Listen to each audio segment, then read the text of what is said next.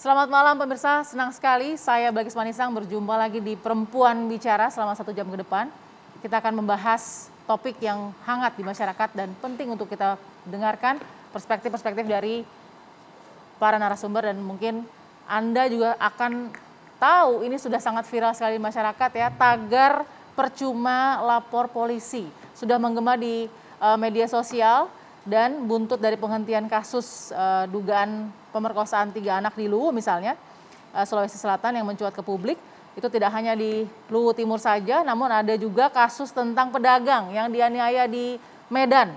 Dan ditangkapnya juga seorang kakek di Demak yang berusaha justru membela dirinya dari serangan pencuri, tapi justru menjadi tersangka. Ini menambah viralnya tagar percuma lapor polisi di media sosial. Kita lihat dulu seperti apa dan pertanyaan besarnya adalah, ada apa dengan polisi? Ramai beredar tagar percuma lapor polisi di dunia maya. Tagar menggema usai masyarakat mengetahui penyelidikan kasus dugaan pemerkosaan ayah kandung terhadap 3 anaknya di Luwu Timur, Sulawesi Selatan dihentikan. Pada Oktober tahun 2019, ibu dari ketiga korban melaporkan kasus ini. Polisi melakukan penyelidikan, namun pada Desember tahun 2019, kasus dihentikan karena dianggap tidak cukup bukti. Tidak lama setelah muncul tagar percuma lapor polisi di dunia maya, polisi kembali membuka penyelidikan kasus dugaan pemerkosaan ayah terhadap 3 anaknya ini. Kasus dibuka karena ada bukti baru yang diserahkan ibu korban selaku pelapor. Liti Warikia tak menyangka menjadi tersangka, padahal dirinya yang menjadi korban penganiayaan.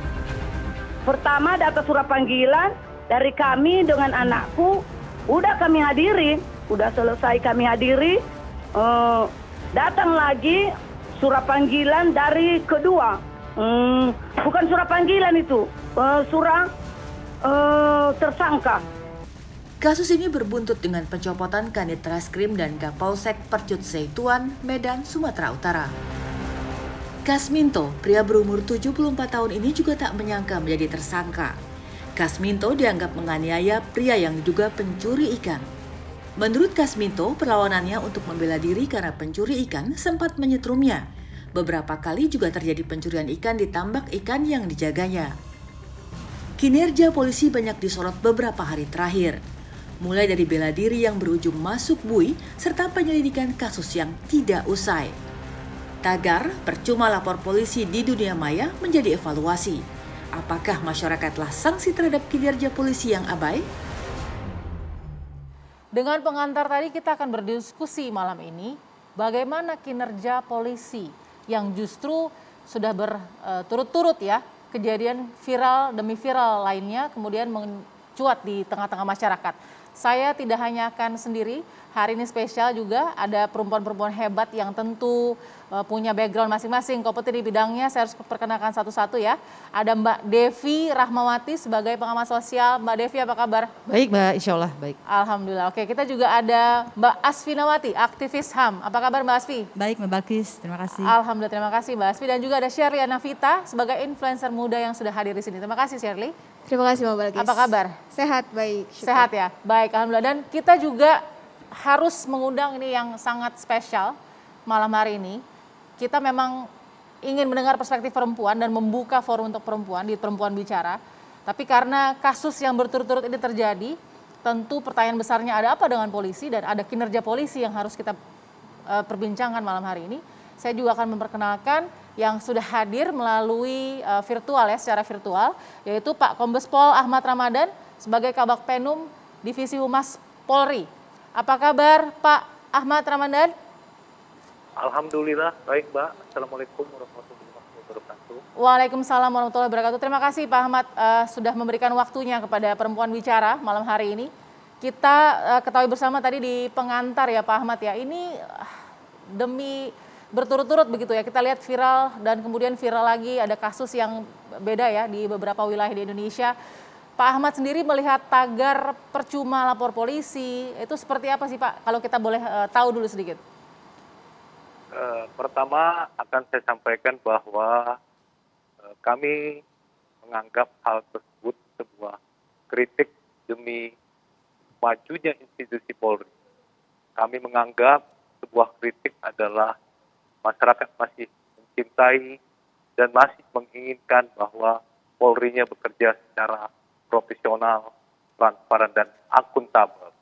Tentunya kita akan menjawab dengan kinerja, dengan kerja, sesuai dengan yang diamanahkan dalam Undang-Undang Nomor 2 Tahun 2002, bahwa amanah tersebut kita adalah pelindung, pelayan, dan pengayom masyarakat. Kita bertugas melaksanakan pemeliharaan Kamtibmas, dan tentunya kita juga sebagai penegak hukum.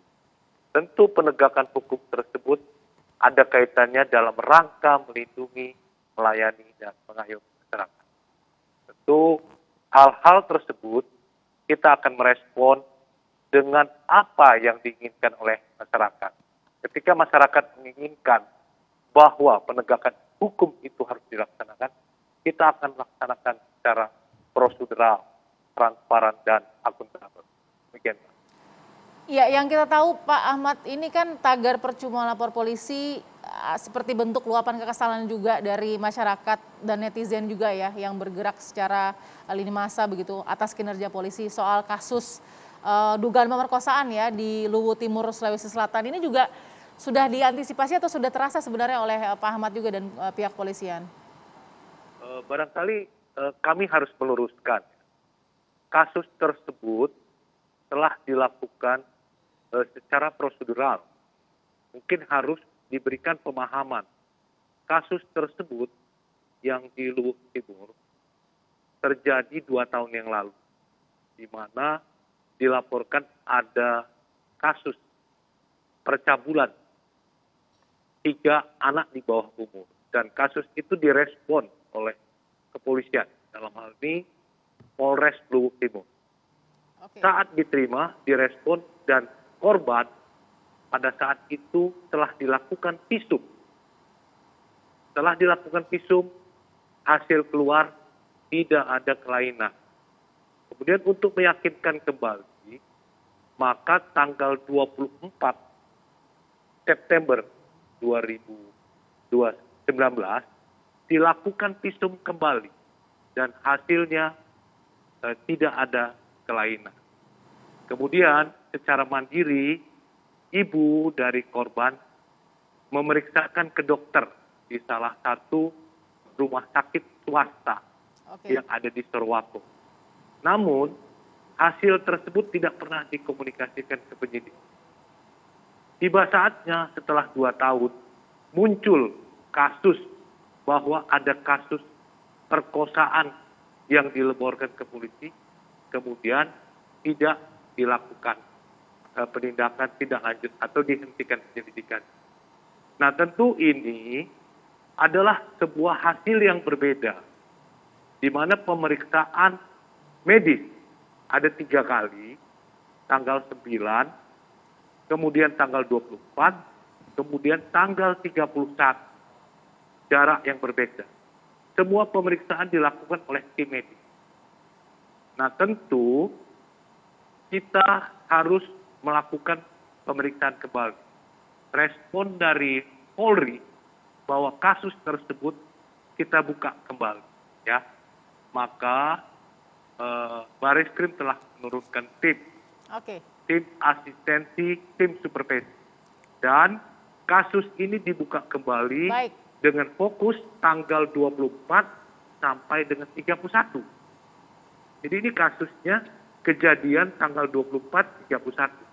Kita akan lihat dan kita akan fokus aktivitas-aktivitas yang dialami oleh ketiga anak ini. Sehingga menjadi korban. Baik Pak Ahmad, baik, terima kasih. Saya sudah tangkap poin kronologi kasus dan saat ini sudah dibuka kembali. Saya mau dengar dari Mbak Asfi. Mbak Asfi, dengan tagar kemudian viral, lalu kemudian polisi juga melihat kembali kasus ini dan akhirnya dibuka kembali. Ini adalah kabar baik atau seperti apa setelah viral kemudian dibuka kembali oleh polisi? Iya, tentu saja kami menghargai ada respon gitu ya dari kepolisian khususnya Mabes, karena kalau sudah viral nggak didengar juga itu kan gawat sekali. Jadi ini langkah maju. Tapi saya mau mengatakan sebetulnya ada masalah penanganan di tingkat pertama yaitu di sananya di Luhut Timur, yaitu visum psikiatrikumnya tidak diperhatikan. Keterangan psikolog juga tidak didengar. Jadi ini ada masalah pengetahuan dan perspektif aparat yang menangani. Tapi YLBHI juga punya data sejenis. Jadi pada tahun 2020 kami mengumpulkan dari 17 LBH di 17 provinsi, ada 240 korban yang mengalami 532 tindakan kekerasan terhadap perempuan gitu ya. Dan ada gejala-gejala yang sama, yaitu laporan tidak diterima. Tetapi juga ada yang ketika diterima, maka pembuktian dibebankan kepada korban. Jadi kalau korban... Ini di daerah yang sama? Ini di 17 provinsi. Oke, 17 provinsi. Gitu. Jadi saya mau mengatakan, apa yang terjadi di Luhut Timur, itu juga terjadi di beberapa tempat, di tempat-tempat lain, bahkan di 17 provinsi. Dan itu identik gitu ya. Tadi misalnya... Ada berapa yang prosentasinya dibuka kembali dari angka tadi? Ini belum dibuka kembali karena ini kasus masih stagnan. Dan jadi ini saya mau menunjukkan bahwa apa yang terjadi penundaan berlarut, tidak ditindaklanjuti, itu juga terjadi di daerah lain. Bahkan ada yang ketika laporan pun tidak diterima, disuruh pulang gitu ya. Dan dia harus datang dengan pengacara hanya agar bisa diterima. Jadi apresiasi sudah dibuka kembali oleh pihak kepolisian ya? Betul, tapi yang mau saya katakan harusnya nggak berhenti di situ. Mabes itu harus memperhatikan penanganan kasus-kasus terhadap perempuan dan kasus-kasus lain di berbagai tempat karena polanya sama gitu. Oke, Mbak Devi, setelah dibuka kembali apa yang dirasakan juga oleh Mbak Devi sebagai pengamat sosial? Ini jatuhnya ke sosial seperti apa dengan dibuka kembali? Ya, tentu saja jeritan publik melalui media sosial itu menjadi penting sebagai pengingat. Kalau tadi beliau menyampaikan bahwa ini sudah berlangsung 2 tahun, nah artinya memang kita perlu sadari bahwa kasus misalnya Jakarta contohnya, kalau tidak salah menurut data saya sekali masuk itu per periode setiap minggu aja ada 500 laporan kejadian, yang artinya kita kan memang masyarakat mengharapkan pasti semuanya harus tuntas. Tapi kan bicara proses tentu saja kita mengharapkan juga polisi juga tidak asal menjatuhkan palunya atau vonisnya gitu, bahwa ini salah, ini dipanggil dan sebagainya.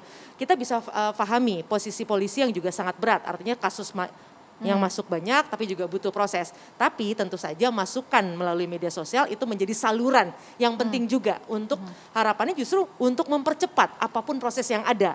Nah walaupun memang kita tahu misalnya dari segi personil kalau nggak salah seluruh Indonesia itu 570.000 lah. Sedangkan masyarakat kita 279 juta, artinya satu polisi itu harus ngurusin 500 warga. Nah itu memang tantangan tersendiri. Saya melihat justru media sosial menjadi ruang yang penting untuk warga juga terlibat, untuk mendorong, untuk membantu, sehingga proses-proses percepatan kasus-kasus yang ada itu bisa dilakukan.